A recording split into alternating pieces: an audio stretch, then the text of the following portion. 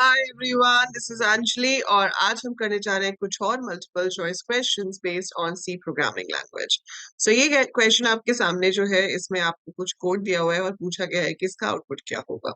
So we have a code यहाँ पर है int sum is equal to 14 if sum greater than 20। तो print कर रहे हैं अंडर, एल्स प्रिंट कर रहे हैं ओवर। उसके बाद एक प्रिंटफ है जिसके अंदर हम लिमिट को प्रिंट करा रहे हैं, राइट। अब इसमें देखो ये जो प्रिंटफ है this is not associated with if else, इसका इफ एल्स के साथ कोई लेना देना नहीं है। आपका जो इफ है वो चेक करेगा कि क्या 14 20 से बड़ा है, नहीं, फॉल्स है। सो ये फॉल्स है तो हम एल्स पे आ जाएंगे। प्रिंट हो जाएगा ओवर, यहाँ पर स्पेस ऑलरेडी है, कोट्स और ओवर के बीच में आप स्पेस देख पा रहे हो। फिर वो इस प्रिंट एफ पे आएगा और ये ऐसी प्रिंट एफ है जिसपे उसने आना ही था, चाहे वो ये वाला प्रिंट करता चाहे वो ये वाला प्रिंट करता। So in any case it's going to come over, ठीक है।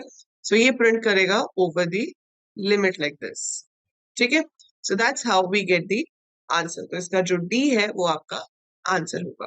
सो ये जो प्लेलिस्ट है इसके अंदर आपको सी के बहुत सारे एमसीक्यूज कराए जाएंगे। It's very beneficial for everyone, चाहे आप बीसीए बीटेक बीएससी स्टूडेंट हो and you are preparing for CA, you are preparing for placement. So this is the must you should go for, क्योंकि एमसीक्यूज आपकी in depth knowledge को increase करते हैं। सो आपको एक एक चीज डिटेल में पता होनी चाहिए एमसीक्यूज का आंसर करने के लिए। So it's very important that you go through these MCQ series, right? So channel को फटाफट से सब्सक्राइब कर लो और let's see अगला क्वेश्चन क्या है। तो बस अगले क्वेश्चन में आप देख रहे हो सिमिलर कोड है, बस यहाँ पर कर्ली ब्रैकेट्स लगा दी गई है। इसका मतलब है कि ये दोनों स्टेटमेंट्स एल्स के साथ है। पहले क्या था, कर्ली ब्रैकेट नहीं थी, ठीक है, कर्ली ब्रैकेट नहीं थी।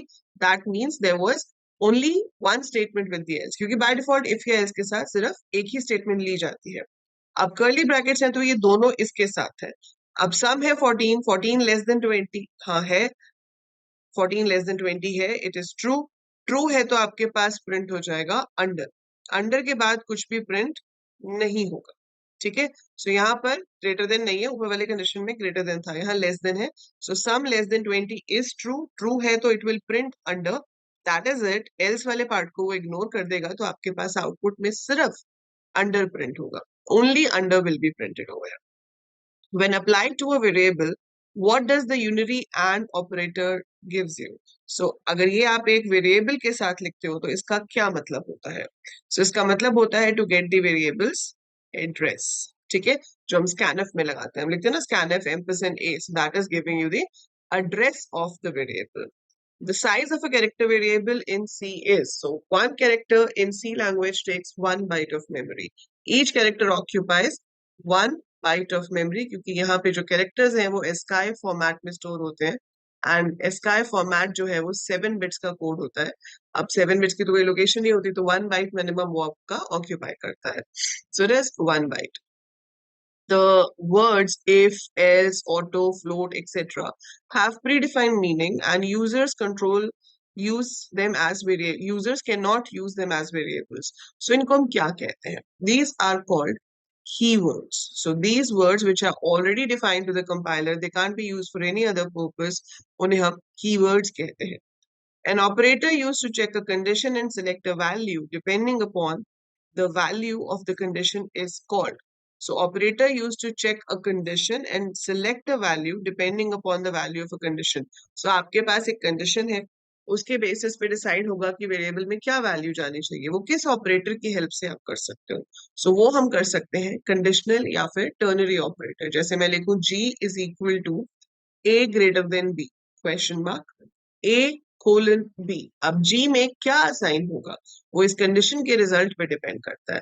अगर इस कंडीशन ने ट्रू दिया तो A चला जाएगा G में, अगर इस कंडीशन ने फॉल्स दिया तो B चला जाएगा G में। So any of the two value will go to G, या तो A या फिर B, और वो डिपेंड किसके ऊपर करेगा? कंडीशन के ऊपर। सो इसका आंसर है कंडीशनल या फिर ternary operator. What is the value of this expression using integer arithmetic?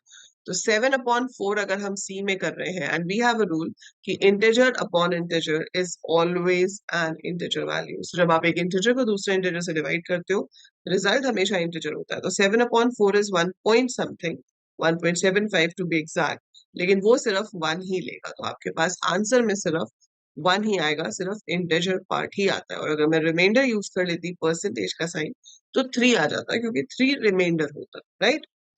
Okay, next question is determine the value of b in this code fragment.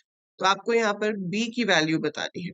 Int a is equal to 3 comma b है। अब क्या लिखा है, b is equal to plus plus a. And plus plus a का मतलब क्या हो गया, प्लस प्लस ए का मतलब हो गया कि ये प्री इंक्रीमेंट है। तो पहले a की वैल्यू को 1 से इंक्रीज किया जाए। सो a 3 है, इसको हम 1 से इंक्रीज करेंगे सो दैट ये 4 बन जाए। उसके बाद वो बी में असाइन होगा, क्योंकि प्री और पोस्ट में यही फर्क होता है ना, कि पहले इंक्रीज करके असाइन करना है या पहले असाइन करके इंक्रीज करना है। तो पहले इंक्रीज होगा, 4 बन जाएगा, फिर बी में असाइन होगा, तो बी में भी क्या जाएगा, 4।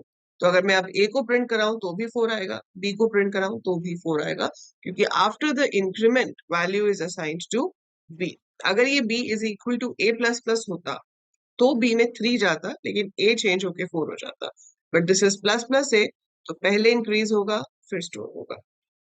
Next question, determine the value of the expression using integer arithmetic. So इसको आपको इवेल्युएट करना है। तीनों ऑपरेटर सेम लेवल पे ही होते हैं, तो जो पहले आएगा वो पहले होगा, क्योंकि multiply divide mod these are all on the same level as per the precedence. So now associativity काम करेगी कि जो ऑपरेटर पहले आ रहा है उसको पहले यूज करो। 6 into 9 is 42, बन गया 42 mod 3 upon 2। 42 mod 3 करेंगे तो कितना आएगा, 0, क्योंकि 42 से डिविजिबल है। अच्छा, यही मैंने गलत लिखा है, ये 54 है, sorry. Yes, so 6 into 9, 9 into 6 is 54, not 42। So it is 54 mod 3 divided by 2। अब 54 mod 3 देखना है हमें, तो 54 हमने किया, ये भी पूरा डिवाइड हो जाता है, बात तो भैया ही 0 ही आएगा। सो ये हो गया आपका 1 और 18, ठीक है, तो ये 0 आ गया, 0 upon 2 is 0। So any number divided by, मतलब 0 divided by any number is a 0। अगर आप किसी नंबर को 0 से डिवाइड करोगे वो तो फिर अलग ही केस हो जाएगा, उसमें तो प्रॉब्लम आ जाएगी, क्योंकि 0 से डिविजन पॉसिबल ही नहीं है, that gives you infinite value. Next है, what is the exact output from the code fragment. तो ये जो कोड आपको दिया हुआ है इसका आपको आउटपुट बताना है क्या होगा। int num is equal to 10, num की वैल्यू 10 है। if num greater than, and then we have something written over here which we need to evaluate, 7 mod 3 upon 2 into 3। Again associativity के हिसाब से 7 mod 3 will give me 1, क्योंकि 7 को 3 से divide करूंगी तो रिमाइंडर 1 आएगा। 1 अपॉन 2 करूंगी तो 0 आएगा, क्योंकि 0.5 बनता है, लेकिन सारे इंटीजर्स हैं इसलिए आंसर तो इंटीजर ही रहेगा। सो 1 upon 2 will be 0 multiplied by 3 will be 0। सो नम में है 10, 10 greater than 0 is true, so answer will be, this is true. So that's how we solve such questions। तो इंटरेस्टिंग होते हैं आउटपुट क्वेश्चंस। हमेशा आपको आउटपुट क्वेश्चंस हर language के practice करने चाहिए, क्योंकि इससे आपको पूरी प्रॉपर नॉलेज हो जाती है कि कोड किस तरह से एग्जीक्यूट कर रहा है। So that is it for this video. 10 questions हमने डिस्कस किए, तो जरूर कमेंट में लिख के बताना कि भाई इसमें से कितने आपके सही थे, ठीक है। सो ये कमेंट में लिख के बताइए, और एक इस एक्सप्रेशन का रिजल्ट भी आप कमेंट्स में लिखेंगे। लाइक ए में 10 है, बी में 20 है, और मैंने यहाँ पर लिखा है int c is equal to a plus plus into minus minus b. आपको मुझे बताना है कमेंट्स में लिख के कि सी की वैल्यू क्या होगी, what will be the value of C, and if you want you can write the value of A and B as well। So आप बताएंगे A B C की वैल्यू क्या होगी इस कोड को एग्जीक्यूट करने के बाद। Write it in the comments. Channel को सब्सक्राइब कर लीजिए अगर अभी तक नहीं किया है। Share the video, like it if you are finding it useful, and subscribe the channel. So that's it, bye for now, take care।